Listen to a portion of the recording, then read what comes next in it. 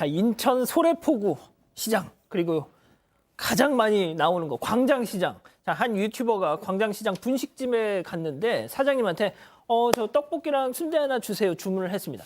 자, 그러고 나서 순대를 먹었는데 계산을 한 후에 이런 생각이 들었다는 거죠. 체크포인트 짚어보죠. 눈 뜨고 코 베었다. 자, 이게 대체 무슨 얘기인지 직접 들어보시죠. 2년 전쯤 광장시장 촬영차 방문했을 때 손님 입장에서 약간 속은 듯한 느낌을 받았던 가게가 생각나더라고요. 그 업체의 판매 방식을 간단히 설명해드리자면 일반 순대는 6,000원, 모듬 순대는 10,000원으로 두 종류로 판매되고 있는데 손님이 순대를 시키면 사장님께서 모듬으로 섞어줄게요 라고 말씀을 하십니다. 그러면 대부분의 손님들은 6,000원 순대에 내장을 섞어준다는 의미로 이해를 하고 네 라고 대답을 하게 되는데 나중에 결제할 때는 10,000원짜리 모듬 순대값을 내게 되는 것이지만 현재에도 그 당시와 동일한 방식으로 팔고 있을지 궁금해졌어요. 사장님 저희 떡볶이랑 순대 하나 주세요. 네, 그대로였습니다. 이 멘트를 듣고 누가 10,000원짜리 모듬 순대를 준다고 이해할 수 있을까요? 당연히 그러니까 다시 한번 정리를 하면은 본인은 일반 순대, 일반 순대를 주문을 했어요. 근데 사장님이 들으신 것처럼, 모듬으로 섞어줄게요. 이렇게 막 끝을 흐리면서 말하면서 일반 순대가 아니라 더 비싼 모듬 순대 가격으로 팔았다. 자, 그런데 이게 보니까 2년 전에도 이런 수법을 쓰더니 똑같더라라는 얘기예요. 네, 맞습니다. 그 떡볶이 리뷰를 주로 하는 51만 유튜버인데 그 2년 전 광장시장 갔을 때 좀 속은 듯한 느낌을 받았다는 한 분식집이 있었다고 얘기를 합니다. 그 2년 전에 이 분식집에서 순대가 메뉴판에 두 가지 종류입니다. 그냥 순대만 나오는 찹쌀 순대 메뉴가 6,000원이었고요. 내장까지 섞여 있는 모둠 순대가 10,000원이었던 겁니다. 그냥 순대 주세요 이렇게 얘기를 했는데 사장님이 모둠으로 섞어줄게요 라고 얘기를 하면서 이 모둠 순대로 메뉴를 바꿔치기를 해서 4,000원을 더 결제한 적이 있었다라는 게 그 2년 전 상황에 대한 설명입니다. 유튜버는 당시에 이때 눈 뜨고 코 베인 느낌을 받았다. 지금도 이 수법으로 팔고 있는지 좀 검증을 해보려고 한다 얘기를 합니다. 실제로 가보니까 찹쌀 순대 가격은 2년 전보다 좀 올랐습니다. 지금은 8,000원에 팔고 있었고 모둠은 똑같이 10,000원이었습니다. 역시나 순대 하나 주세요 얘기를 했는데 이 사장은 순대 주문을 받고요. 순대는 모둠이랑 골고루 섞어드릴게요 라면서 2년 전과 똑같이 말합니다. 결국 또다시 10,000원짜리, 10,000원짜리 모둠 순대를 먹게 된 겁니다. 자, 교수님, 그 순대 좋아하세요? 야, 좋아합니다. 예, 순대 보통 순대만 드십니까? 아니면 간이랑 이거 내장 섞어서 이렇게 드십니까? 뭐 심지어는 뭐 순대하고 떡볶이까지 이렇게 섞어서 먹죠. 아, 그러세요? 그러니까 이제 실제 뭐 이게 찹쌀 순대라고 해가지고 그만 하는 것이 아니라 뭐 여러 가지 간이라든가 이걸 갖다 섞어 주는 게 일반적인데. 그러니까 이제 이렇게 얘기를 했었어야죠. 지금 이제 우리 모든 그 순대는 10,000원짜리인데 그거를 갖다 시키시면은 많이 이렇게 섞어 드립니다. 이렇게 얘기를 했었어야 되는데 아무래도 저 아주머니 같은 경우는 그동안에 많이 해보았던 솜씨가 아닌가. 그러면서 이번에 또 2년 전에는 4,000원. 지금 2024년에 2,000원이죠. 그러니까 말 한마디 딱 하면은 2,000원씩 올라가는 거예요. 그러니까 제가 봤을 때는 이제 유튜브의 복수라고도 어떻게 볼 수 있는데 그 2년 전하고 똑같이 하느냐 했더니 이거는 예상대로 똑같이 하고 있었다. 그래서 이 처음 오는 사람들 같은 경우는 뭐 저 같은 경우도 아마 저렇게 가서 그냥 저렇게 아주 그 부드럽게 섞어 드릴게요. 그러면은 섞어 주시는구나 이렇게 해야지 그걸 갖다가 한 단계 그 업그레이드해서 10,000원짜리 시킨다 이렇게 생각은 못할 것 같습니다. 그러니까요. 이거 완전 밑장을 빼는 거예요, 몰래. 그러니까 보통 순대 먹을 때 저 어. 순대 주세요 그러면 간이랑 뭐랑 좀 섞어드릴까요 이렇게 얘기하잖아요. 예. 근데 그게 그냥 순대가 아니라 모든 순대로 업그레이드되는 거라고 생각도 못할 것 같아요. 저도. 당연하죠. 근데 여기 그래서 다른 분식집은 또 어떨까? 광장시장 내. 그러니까 광장시장 내 네, 또 다른 데. 다른 곳. 그러니까 지금 여기는 순대 주세요. 그럼 모듬으로 골고루 섞어드릴게. 이렇게 하고 10,000원 받는다는 거고 또 한 집은 순대는 섞어서 줄게 이렇게 얘기한대요. 순대는 모듬도 뺐어 여기는. 순대는 섞어서 줄게요 하면서 더 비싼 모듬 순대로 결제를 한 거고. 순대는 섞어서 주겠다는 그야말로 그냥 섞어주는 거 아닙니까? 섞어주는 모둠이 거죠. 아니라. 그러니까요. 근데 유일하게 또 저 시 분식점 다른 곳은 저기는 기본 순대는 얼마고요. 모듬은 2,000원 추가되지만 그렇게 드시는 게 더 나아요.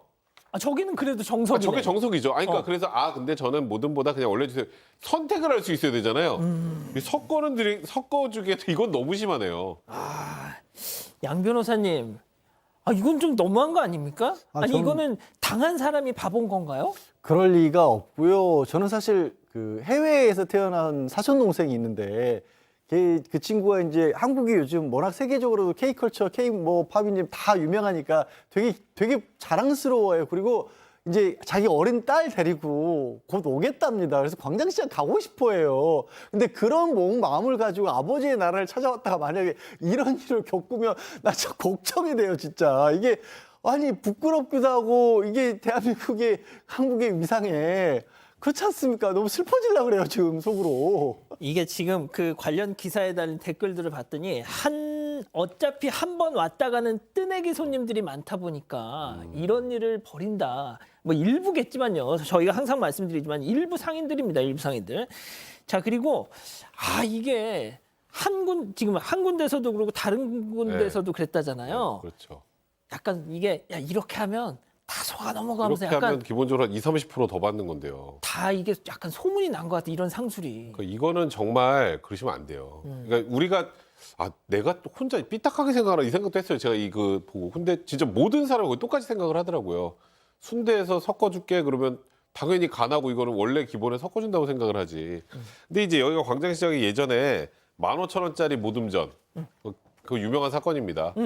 외국인 상대로 해서 그것도 한 번 오고 안 오겠지 하니까 그랬던 것 같아요. 이거 저희가 처음 알렸잖아요. 그러니까요. 세상에. 그래서 나중에 야 이거는 이제 앞으로 자성하자. 그래서 정량 이게 15,000원이었어요. 지금 저게. 그래서 정량 표시 등 대책을 내놓았는데 이번에 저 유튜버가 저긴 다시 안 가봤답니다. 근데 이제 떡볶이하고 순대 지금 우리 요 세 군데 갔잖아요. 여기도 혹시 양도 문제가 있나? 근데 그나마 다행인 건 양은 그래도 관광지임을 감안하면 꽤 많이 나오는 것 같더라. 그래도 아주 만족스럽진 않은데 그런 것 같더라라는 거고. 아니, 10,000원인데 양이라도 많아야지. 그리고 정량 표시 아까 뭐 그런 대책 내놨다 그랬잖아요. 실제로 정량 표시는 일부만 하고 하지 않는 곳도 꽤 아직도 있다고 합니다. 자, 그런데 그때 그 광장시장 논란이 불거졌을 때 양도 양이지만 온리 캐시 이것도 문제였지 않습니까? 이번에도 마찬가지였다고 합니다. 이 떡볶이 집을 돌아다녔던 분이 카드 결제되는 데를 찾았는데 단 한 곳도 카드는 되지 않았다라고 합니다. 그래서 사장님한테 카드 물어보면 대놓고 뭐 언짢아하신 분도 있었고요. 그럼 어떻게 할까요? 그러니까 그냥 돈 이렇게 얘기를 하시고 혹시 계좌이체 되냐 그러니까 아예 대답은 안 하시더라는 겁니다. 그런데 저기 운영하시는 분들께 생각해 주시면 카드 받고 계좌이체 받아야 당장은 손해가 난다고 생각하실지 모르지만 더 많은 사람들이 오는 거고 장사는 사람이 많이 오면 많이 올수록 더 좋은 거 아닐까요? 지금 잠깐의 이득이 있을지 모르지만 이런 거 자꾸 사반 나가고 소문 나고 하면 그럼 더 한대죠. 오히려 사람이 발을 끊으면 정말 소탄 대실입니다. 이거는. 교수님, 저희가 이런 소식 전해드릴 때마다 제일 좀 걱정되는 게 정말 선량하게 장사하시는 대다수의 상인분들이 괜히 그냥 불똥을 그렇다고 이걸 있는 걸 못 본 척할 수는 없지 않습니까? 그렇죠. 지금 이제 전국에 여러 유명한 곳들이 많은데 사실 이 소비자들의 그 어떤 판단이 상당히 무섭습니다. 한번 외면을 받아가지고 완전히 그 이후로는 8일 날리는 그런 것도 있을 수가 있고요. 그래서 어떻게 보면 눈앞의 이익에 매몰되지 마시고 이건 제가 봤을 때 그쪽 자체에 뭐 상인에 있다면서요. 그러니까 자정적으로 이제 어떤 그 활동을 하셔야 될 것 같고요. 그리고 지금 이제 뭐 돈만 받는다라고 한다면 이 당장 이거 뭐 세금 탈루라든가 이런 거하고 연관이 되지 않겠습니까? 그쪽에 관할 그 세무서에서도 좀 관심을 가지시고 그래서 우리가 바라는 것은 이 광장시장이라는 것이 한국 사람들만의 것이 아니라 전 세계인들이 사랑하는 그런 그 광장시장이 되기 위한 그런 마음에서 이렇게 방송을 한다 이렇게 이해를 해주시면 되겠습니다. 알겠습니다. 사건의 진실을 추적하고 싶다는 사반 가족분의 사연인데요. 궁금하시다면 사건반장 유튜브 채널을 구독해주세요.